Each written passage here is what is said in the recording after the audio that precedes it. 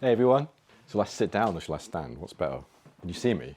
Maybe I'll stand up. I'll stand up.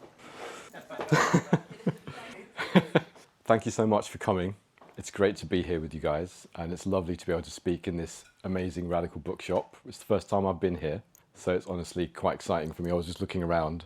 You guys should probably have a look around as well after we finish. So where to start? Are you guys feeling that things are getting a bit weird? Yeah, it's getting a bit crazy out there.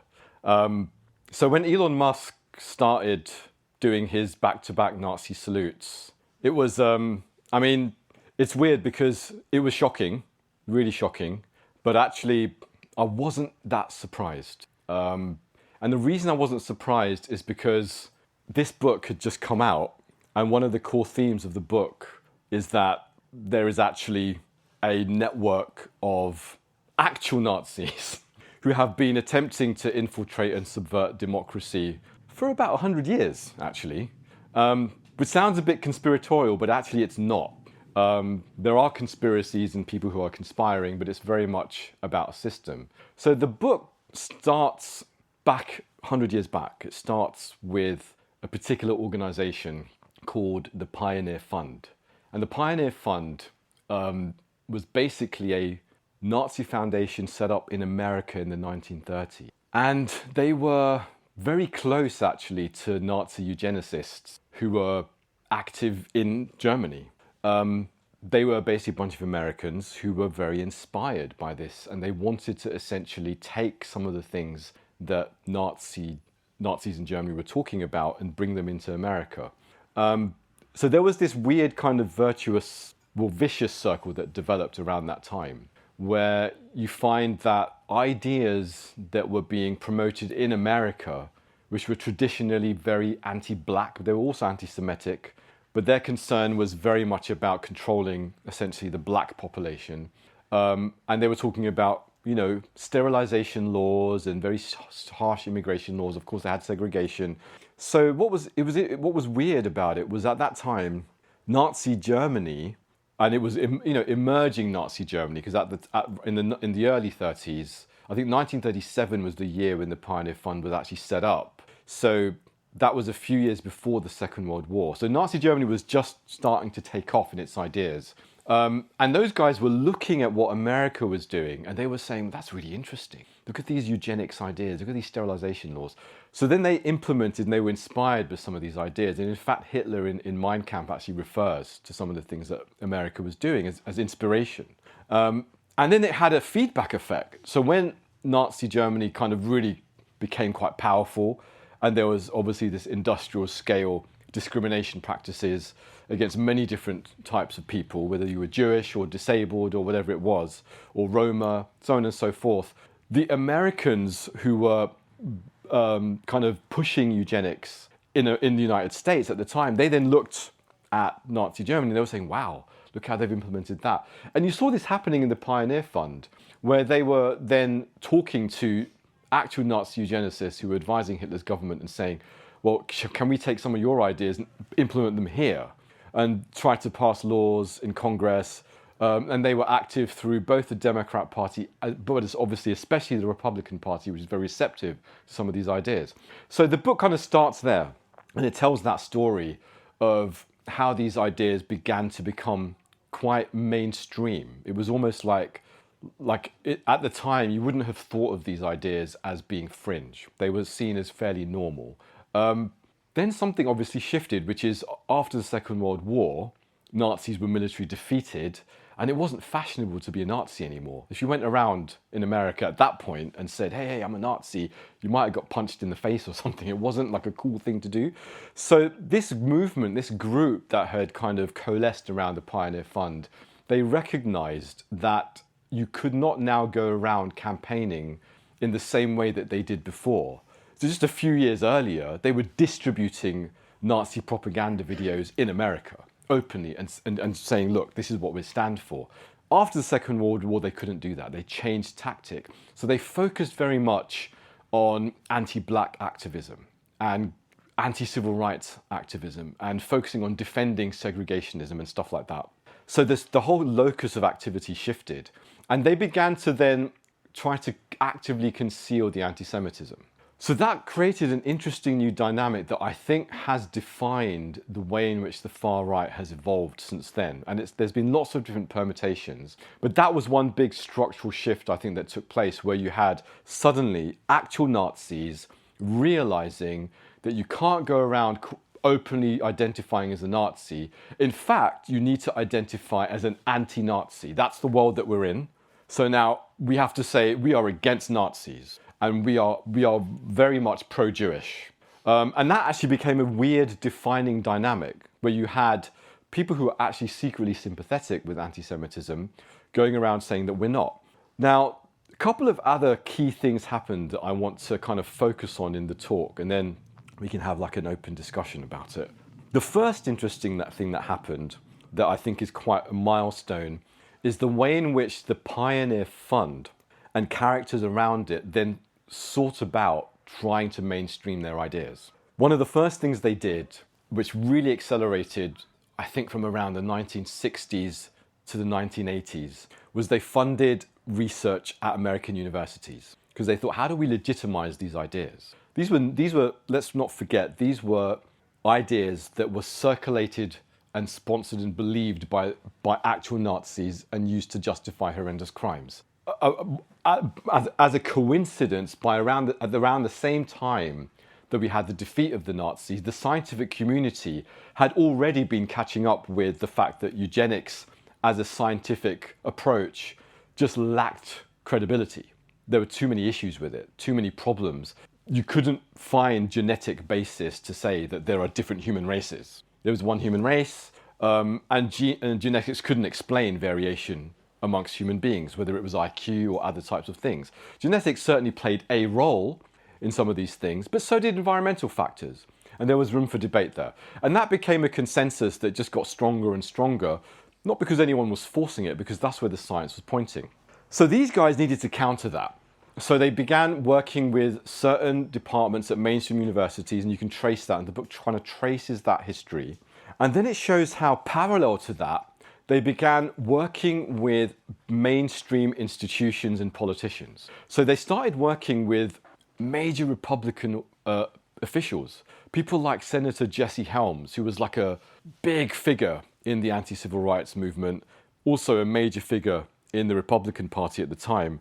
And the Pioneer Fund had set up essentially a lobbying network, which was ostensibly about fighting communism and all of this other stuff. You know, we're not interested in other stuff, but that's what we're about.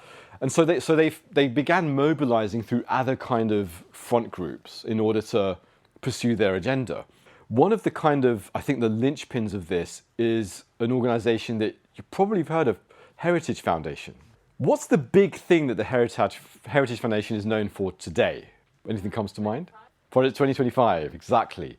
So that's kind of interesting, right? So Project 2025 is obviously the big 1,000-page plan that the Heritage Foundation produced for an incoming Trump administration in the years before, in preparation for his second term, which essentially sets out an authoritarian blueprint for the total takeover of the American government, but also what you might say, essentially the systematic dismantling of the federal government and an effort to essentially neuter democracy and keep a kind of Republican agenda, an extreme Republican agenda in power, potentially indefinitely, granting, extraordinary powers to what might call the executive branch and consolidating the executive branch under the power of the president, all this kind of stuff, subordinating the judiciary, kind of just eliminating checks and balances, that kind of stuff. So the Heritage Foundation, back in the kind of 60s, 70s, there was a guy there called Ed Fuellner. Now, Ed Fuellner was a founding director of the Heritage Foundation. He recruited a guy called Roger Pearson into the organization pretty early on. And this is where it gets really extraordinary, because Roger Pearson was a Nazi.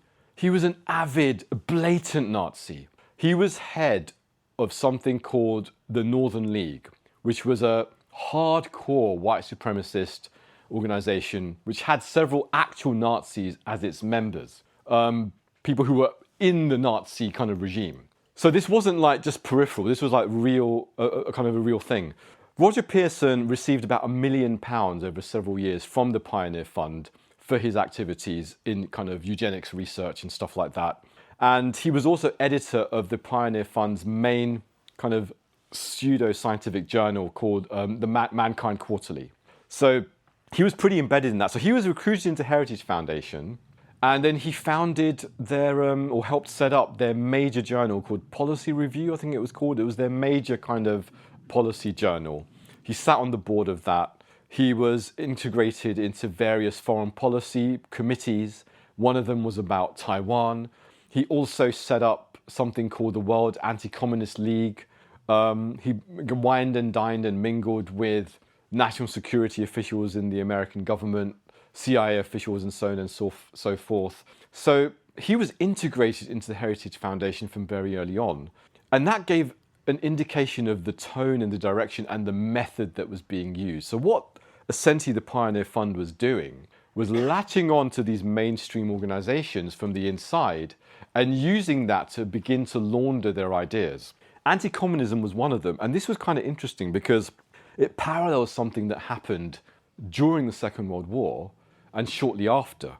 During the Second World War, the Americans realized that one of the most powerful figures in Hitler's regime was a guy called Reinhard Gehlen. He was basically head of Hitler's European intelligence network. After the Second World War, Reinhard Gehlen defected to the United States. He turned up in South America with a bunch of papers, and he basically gave these to the Americans, and he said, I can give you loads of information on the next threat, which he said is the Soviet Union. And obviously that was very interesting to the Americans. So at that time, that was before the CIA came into existence. The thing that was operating was the OSS, the Organization for, I can't remember what it stands for, but it's in the book. I've just had a brain fart. But the OSS was the main kind of covert operations unit through which they were doing the stuff the CIA does today. They were mainly operating in Europe in the context of the Second World War. Now it all kind of changed. So they actually brought on Gehlen, and even the President of the United States did not know that Gehlen had been recruited to this kind of secret side of the American intelligence services at that time, which kind of is an interesting indication of how this whole thing worked. Despite that, Gehlen then was able to recruit something like, over the next years, started off with 100 to about 1,000 odd former Nazi officers, intelligence officers, into his organization. It was called the Gehlen Organization. They operated under American control. And the whole idea of this was essentially to spy on the Soviet Union, which was the next threat. But it created an interesting dynamic, and we now know from the declassified record that the information that this kind of, essentially this former Nazi network was passing on to the Americans was often heavily overblown. And that created an interesting dynamic as well, because in order for these guys to survive, look what they had to do. They had to declare loyalty to the United States. They had to disavow loyalty to their previous Nazi ideals. And they had to demonstrate their usefulness to the American system by showing that there is an external threat. So what they ended up doing was overblowing the communist threat perpetually. Not to say that there wasn't something to look at. Of course there was something going on there, but they were exaggerating it all the time. All the time it was, there's an imminent invasion, and it was just not true. They were exaggerating. So in order for them to essentially extend their control and justify their existence, they kept feeding this exaggerated intelligence into the system. And now, if you look back, there's a lot of CIA officials who've looked back at that and said, basically, we were taken for a bit of a ride. And we were justifying all sorts of hostility towards the Soviet Union expansions in all these areas of the world, but it wasn't really justified by the fact. It was just we found out all of these intelligence reports that were coming in were essentially a little bit paper thin. So that was the context of this desire to use the idea of an external threat to kind of infiltrate the corridors of power and expand their influence. And this is when things start to get really real. And there was an interesting marriage in this story between free market economics, extreme free market economics, and this eugenics ideology that took place in the context of the Heritage Foundation. And the next character I want to introduce to you guys is a fellow called Sir Anthony Fisher. I don't know if this rings a bell to you guys. So Sir Anthony Fisher, he was a chicken farmer. You're thinking, what's a chicken farmer got to do with this story? He made loads of money from his chicken farming, enough that he was like, I need to keep making money. And he was really upset when after the Second World War, the Labour government came in and he was like, what the hell? This is a threat to my money, or something like that. I mean, I'm making that up. I don't know what he said. But he, you know, it was obviously upsetting for him. He felt that was the wrong direction to go in. He felt it was, so he was, you know, he's a business leader. He wants to kind of keep that going. He felt that was under threat. So for some reason, he made it his mission to attack that form of government. And he began pouring money into a bunch of policy organizations and lobbying groups to create a new way of thinking about economics. He was very excited by the work of quite seminal, what you might call at the time, neoclassical economics. We now kind of use the term neoliberal economics. But essentially the same idea that the state shouldn't have a role in the economy. It's not really, you should kind of deregulate the economy completely to allow private capital to basically do what it wants. You know, no regulations, no boundaries, let it do what it wants. And that's the best way. And eventually it will trickle down, you know, have a great effect. So we're familiar with that idea, right? It's very mainstream. So Anthony Fisher was one of the guys that weaponized this idea. So he read this stuff and he said, I'm going to set up all these think tanks. So he set up some foundations and organizations. And one of the organizations he set up was the Institute for Economic Affairs. Who's heard of those guys? You must have heard of that. The IEA in Tufton Street, not that far from here. One of the hard Brexit think tanks that called for us to basically crash out of the European Union without any sort of, just crash the hell out ASAP and deregulate everything. So the IEA obviously have been pushing this Thatcherite ideology for decades, right? So he was one of the founders of this. He was also a co-founder with Ed Fuellner from the Heritage Foundation and some other people of another organization in America called the Manhattan Institute. And he also created around the same time something called the Atlas Network. Who's heard of the Atlas Network? One person. So it's good. It's good we're doing this because the Atlas Network is a network of something like, I don't know, about 400 kind of extreme market think tanks all over the world, like I think in 190 countries or something crazy like that. And they started off with a dozen and they just grew really fast. So they were essentially a network of organizations that were very much aligned with the IEA's ideology, but operating everywhere else. The Heritage Foundation was part of that network. So is the Manhattan Institute. But why am I talking about the Manhattan Institute? So this is where we're getting interesting, right? It's when we realize that this was already a transatlantic network. So Sir Anthony Fisher, he founds this organization with Ed Fuellner, Manhattan Institute. One of the people fast forward a little bit to the 1990s, and another character comes into the story, and his name is Charles Murray. Anyone heard of Charles Murray? So Charles Murray is an American social scientist. I think he was Harvard educated, pretty kind of, well-to-do guy. He seems like, very educated and very respectable, carries himself in this respectable way, but he's a racist. He's total racist, white supremacist. And in 1990s, at the Manhattan Institute, he started working on a book called The Bell Curve, right? The Bell Curve is the Bible of scientific racism. It's still to this day the ultimate classic book. And there's a few of these books now. There's so many iterations of it, and people have done different new things, and there's lots of exciting voices in the scientific racist space. But he was the number one driver, and he remains to this day like an icon. He's like the Jesus of this movement. And in that book, you realize what was happening, because he did this at the Manhattan Institute. He received funding from another major conservative foundation called the Bradley Foundation. And I think by the time he finished, he got like $1 million out of those guys. And when you read the Bell Curve, the basic thesis is that black people are stupider than white people. It's mostly genetic, although he's quite clever the way he does it. He has enough caveats to say, of course, environment has a role. And, I don't know what the thing is, but then he keeps coming back to that idea. And ultimately, there's nothing you can do about it.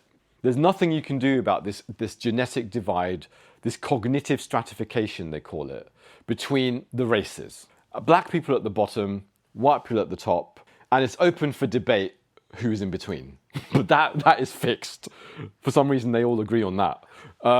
They might say nice things about Ashkenazi Jews, for instance. Those guys are kind of clever. Maybe Chinese people are also a little bit clever. Maybe some Indians. It's weird. Like they have arguments about that. So he wrote this thesis, and the thing is that all of the research he quoted from that book was funded by, guess who? The Pioneer Fund. So all of that research I was talking about before that was at these universities kind of quietly being funded, wasn't having a huge impact. He took all of that, and he knew what he was doing because he refers to one of the founders of the Pioneer Fund, a character called Henry Laughlin, back in the 1930s, who was head of something called the American Eugenics Office at the time, and was a blatant anti-Semite and Nazi sympathizer, and spoke openly about the need to control immigration to prevent stupid Jewish people. Literally, that's what he talked about. We need to prevent stupid Jewish people from coming into the country and basically destroying the American intelligence of the nation. And he praises these guys, him and his co-author, his late co-author, Richard Herrnstein, I think his name was. They praise Henry Laughlin as a brilliant kind of pioneer of kind of solid thinking, and for essentially trying to protect the American kind of, I don't know what word they use, but kind of protect America and protect the nation.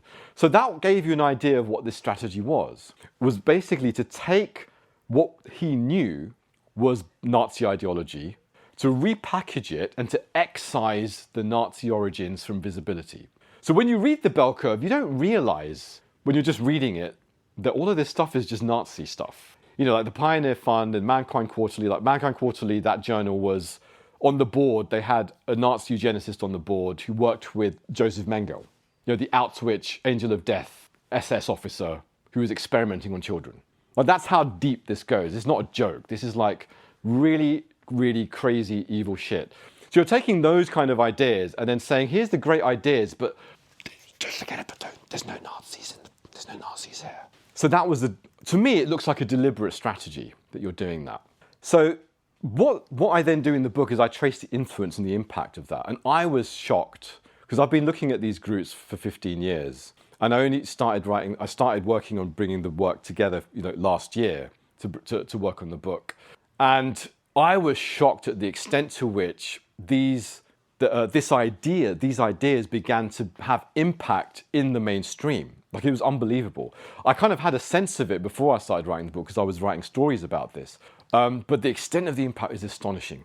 So Charles Murray then had outsized impact. And the way in which he had outsized impact is because he realized that, you can't go around openly talking about this stuff. You can only talk about it in certain ways. So, the bell curve had a big impact. He caused a big debate. He was trying to make out like he was just talking science. He's not racist. He's just talking facts.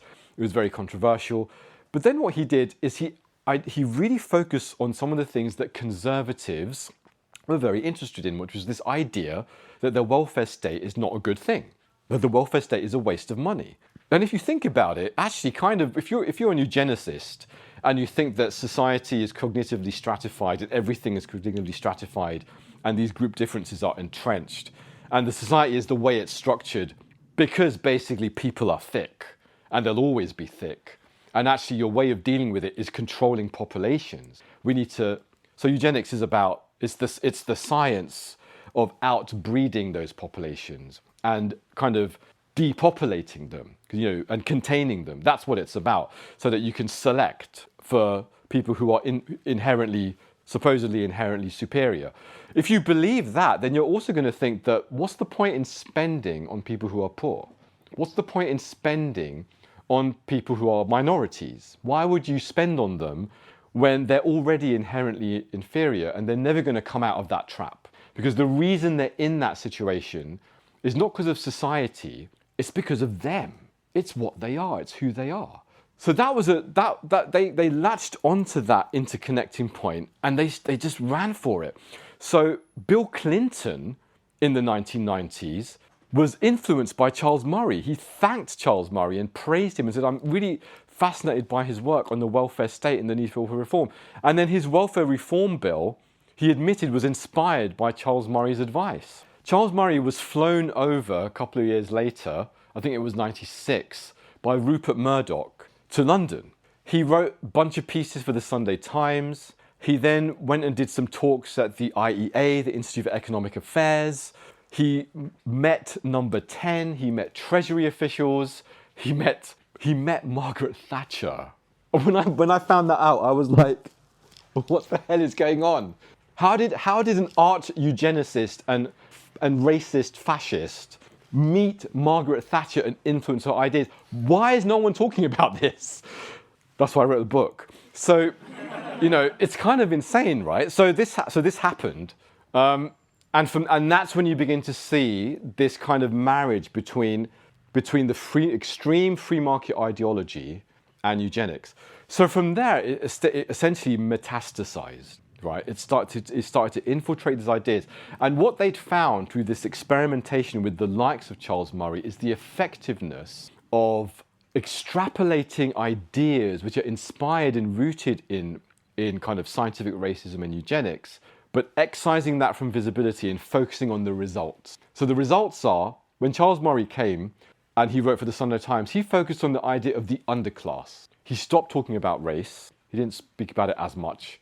And he stopped talking about genetics. He just spoke about there is an underclass, a self-perpetuating underclass. And he talked about culture and the cultural reasons for it and all the rest of it. And the language of the underclass then began to penetrate British policy thinking. It even influenced people like Tony Blair. I don't know if you guys remember, Tony Blair at one point came out with the whole social exclusion concept, which it kind of sounded a bit progressive. It was like, there's this idea of social exclusion and there are people who are socially excluded. But when you drill down into it, he used the term the underclass and popularized it in the left and created this idea that there is a problem with a certain class of people who are just inherently problematic. There's something about that class that's very difficult. And that justified the idea that, again, we shouldn't be spending on those populations. And that's where the thing that leaps us forward into today. There's so much stuff. There's so many characters and organizations in the book. But I think the thing that I then want to jump to is how does this connect with what the hell is going on today, right? So, a couple of interesting things. Someone like Ed Fuellner, he is still around. So these characters are still around. So Ed Fuellner, he was a director of an organization called the American Project, which after the January 6th insurrection, where we had a bunch of fascists and criminals invade Capitol Hill and try to take over Congress. And there was a whole bipartisan investigation which basically said, yes, this was a deliberate strategy to try and essentially stop the elections. Donald Trump was involved and all the rest of it. This guy was funding insurrectionists after the event in order to allow them to go free, funding their legal cases and all this kind of stuff. And that's what they were doing with the American Project. So that's the kind of ideology that Ed Fuellner is pushing now. Ed Fuellner also is involved in the Atlas Network. Again, this is the guy who recruited Roger Pearson back in the day, the Nazi Pioneer Fund guy. The Bradley Foundation is a major funder of the American Project. It's also a major conservative funder, like one of the biggest funders of conservative institutions and of many of the organizations that were involved in the Project 2025 kind of manifesto. The other connecting point that makes this kind of very interesting is when we start looking at the impact on the technology oligarchs who have now been funding Trump's massive meteoric kind of comeback. So people like Elon Musk, people like Peter Thiel. So I first got kind of interested in that angle when I noticed that Elon Musk, apart from the fact that he was just, after he came back, he started acting really weird. After he bought X, it was just he was already acting a bit strange before he bought X. Then he bought X and everything just went crazy. He just let Nazis back on the platform. It was obviously something was really bizarre. I think at that time people were just like, oh, it's just about freedom of speech. But then one of the things I noticed is that he kept signal boosting scientific racists. So people there were these weird, obscure accounts that were coming out saying, yeah, there's this research that says that this is the IQ of black people, and blah, this is the IQ of white people, and this kind of stuff. And he kept commenting on them, like, and putting those, those shocked emojis, wow, all that, whatever it is he was doing. And it was like, why are you doing that systematically, right? So he was signal boosting these groups, and there was a clear pattern there. Then it turned out that one of the people that he funded a few years back is a philosopher at Oxford. He's not at Oxford anymore. His name is Nick Bostrom. These guys have heard of this guy. A few years ago, he was seen as quite a respected kind of philosopher specializing in catastrophic risk. And I'm not saying he hasn't done good work. He's done some interesting work. But he's a bit of a kind of like, he's a bit of a character. So his institute, the Future of Humanity Institute, received loads of funding from Elon Musk back in the day. Elon Musk blurbed his book, several of his books, I think. So I think he became most well known for talking about how he thinks that there's a strong philosophical case that that the universe is a simulation and all of this stuff, which kind of dovetails with the fact that Elon Musk thinks that we're all NPCs and he's not. He's like the one player. Which, yeah, I think he really believes it. I think he actually believes this stuff. The other interesting thing that Nick Bostrom was most well known for was this analysis of catastrophic risk. And now you're going to think, why am I bringing this? It's actually kind of really significant. So he talked about how you can kind of have a hierarchy of what the catastrophic risks are. Humanity needs to kind of adapt to this new environment. And he came up with this philosophy called long-termism. So long-termism is this way of thinking about the future of humanity in the long term, like the very long term, like not just hundreds of years, not even thousands of years, but tens and thousands of hundreds of thousands of years into the future, right? So Nick Bostrom did this kind of analysis talking about, well, in the future, what's likely to happen? Looking at the trajectory of technology, it looks like, pretty much there's going to be a singularity and AI is going to become human level, kind of cognitively powerful, and it will probably beat human beings. And at that point, there will be no choice but human beings in order to continue, that we will merge with the machines. Once we merge with machines, we're also going to go into space. And we'll go into space and, we'll colonize the different planets and stuff. But as we merge with machines, we're also going to upload we'll realize that we can map the whole human brain. And then we'll just be able to upload our minds into the clouds. And at that point, when we upload our minds into the clouds and we merge with machines and AI teaches us how to do everything amazingly, then we will basically just live there'll be a possibility of, there won't be any constraints, right? Like you won't have to slowly breed people, have sex and give birth. You'll just be able to, program our way into, I don't know how this is what they actually say, just program humans into existence. And you can then have trillions of human beings living in these virtual worlds, but you're going to have planet-sized servers because there's so many of us. So the future is, this is mathematically calculated by an esteemed Oxford philosopher that Elon Musk funds, right? The future is going to be trillions of human beings spreading across the planet, virtually in spaceships, and there'll be planet-sized computers, and they'll be living wonderful, paradisical, wonderful lives. And anything which prevents this from happening is a catastrophic risk. Anything, right? So if you take the most smallest possible thing that could go wrong that prevents that from happening, we have to stop that from happening because this is such a wonderful, brilliant future that has to happen. So we have to stop anything. So what are the things that could stop this from happening? Well, the welfare state. If we're giving too much money to unproductive poor people, that could be an obstacle. There might also be a nuclear strike. We will kill each other. Maybe there's asteroids that come. We have to prepare for that.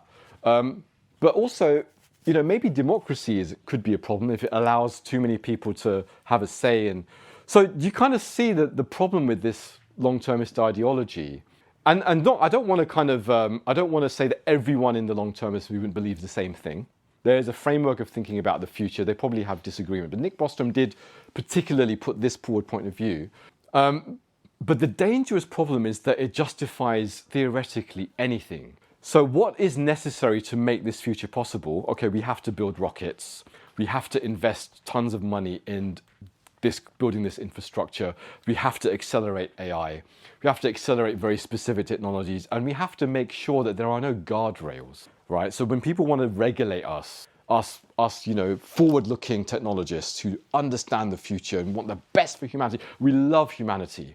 We want to see trillions of virtual people doing God knows what on servers in the cloud, in Mars and elsewhere, and Alpha Centauri. So, that's what we have to have happen. So there's so many things that can prevent it.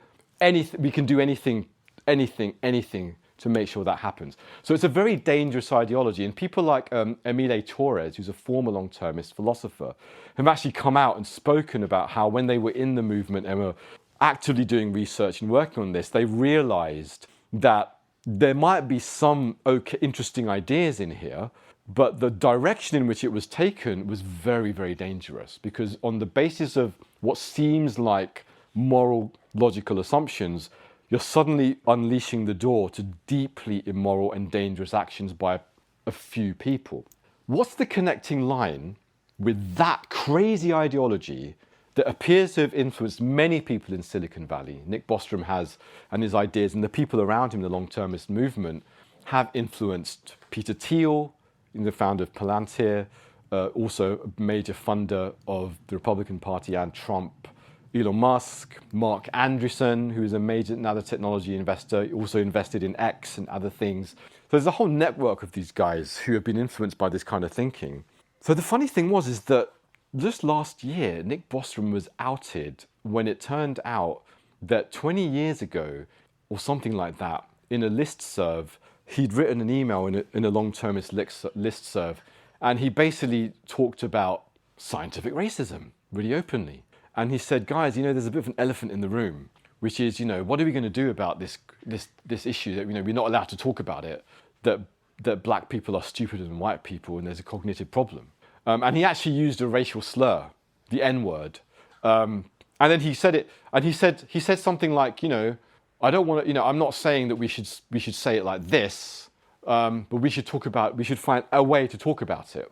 And I think at the time on the listserv, people were kind of shocked and were like, what are you talking about? How are you saying this? And he kind of apologized. I shouldn't have used that word. Sorry about that. And then when it came out 20 years later, he said, hey guys, look, I apologize for that. And I'm really sorry. That doesn't represent my thinking, blah, blah, blah. But when it comes to the specific ideas around, these, cognitive kind of stratification, I'm not an expert. I don't know. I leave that to other people to debate, which kind of let the cat out of the bag, right? So it's like, okay, so you still believe this stuff, basically, right? You just no one to disown it. You think there's actually a debate to be had, when in the scientific community there isn't a debate going on anymore. It's just a bunch of fringe racists who are having this debate. So that was one of the connecting lines. And in fact, in the founding document of long-termism that he created, he refers to dysgenic pressures, where you have this. One of the worst case scenarios is stupid people with low IQ kind of breeding too fast and taking over, and Homo sapiens becoming a basically intellectually inferior population. So it's right there. One of the threats is that poor, stupid, underclass people who are primarily darker skinned might end up basically destroying the whole human race by destroying all our IQs and outbreeding everyone. So what does that lead to? If you're thinking about that and you're a tech oligarch type person, you might be thinking, we need to put some controls in place over there. So that was one of the kind of influencing ideologies. And I think the thing that really supercharged it was when you had a bunch of other guys, and I want to try and close at this point for questions, but some of the other voices that emerged that began to build on these ideas. There were a number of them. One of them was a character called Curtis Yarvin, who is a tech bro, funded by Peter Thiel in one of his investments, and then began blogging anonymously, and then came out with his real name, and was widely read by people like Peter Thiel, by Elon Musk. J.D. Vance was a fan, the current VP. So this guy had a huge amount of influence. In fact, he attended Trump's inauguration. Another guy who was very influential and part of this movement is William Rees-Mogg. Jacob Rees-Mogg's dad. He wrote a book called The Sovereign Individual, very similar to the kind of stuff that Curtis Yarvin was saying. So what were these guys saying? So I traced their ideas back. So Curtis Yarvin's ideas which many of them are being implemented now by Trump. He was actually reading scientific racist stuff back in the day. So there are many kind of interconnecting figures in between the likes of Charles Murray and him that he was reading, who were basically scientific racists. People like Stephen Saylor, who's not very well known, but he's someone who began to popularize Charles Murray's ideas in other contexts. So Curtis Yarvin was drawing on these people early on the day. And then he stopped referring to those ideas, but it was very clear that those foundational eugenics ideas influenced his thinking. He then proposed that in order to solve the problem of government, you essentially need to do a number of things. One is create an elective monarchy, so go for a monarchical system. He came up with this concept of rage, retire all government employees. This was 10 years ago he said this. And look what they're doing with DOGE, Department of Government Efficiency under Musk right now. Let's get rid of federal employees and get them out. They're implementing all of this stuff now. But the other big idea that he came up with, and this is the subtitle of the book, The Network War in the West, is they decided that democracy itself is the problem. And not just democracy, but even national government in its current form is the problem. And they decided that you need to smash democracies. So Curtis Yarvin used the term patchwork. William Rees-Mogg uses another term. But they had it was weird because they wrote their ideas at different times, but they came up with the same idea. The idea is you create a patchwork of what you might call network states. And someone else came up with the idea of network states, which are these kind of entities which are not defined by national borders, they're defined by God knows what, but where they're controlled essentially by what William Rees-Mogg called sovereign individuals, which are owners of companies, like tech bros, oligarchs. And they're not controlled by people. And in fact, Curtis Yarvin says that these should not be run according to the residents' opinions. They should be run like companies, like Apple is run, because that makes for heightened efficiency. So that was the big plan, is to smash democracies. And the other kind of interesting picture in this is that Vladimir Putin has been on the sideline and he kind of ends up sympathetic with many of these ideas and intersects with them in many strange ways, some of which are described in the book. But I think I'm going to stop there because I've thrown a lot of information at you. I wanted to throw some characters at you. I wanted to kind of get you up to speed with some of the key kind of shifts in the book. But I wrote the book because I really believe that the more people understand what we're actually up against, and the more that we shine a light on that, the more empowered we will be to actually act. But when we're not clear on what's happening, and we're kind of only looking at the symptoms and reacting in an everyday manner, the way the media reacts, that this has happened and that's happened and that's happened, we don't see the broader strategy. And so we're not able to respond. Governments are not able to respond.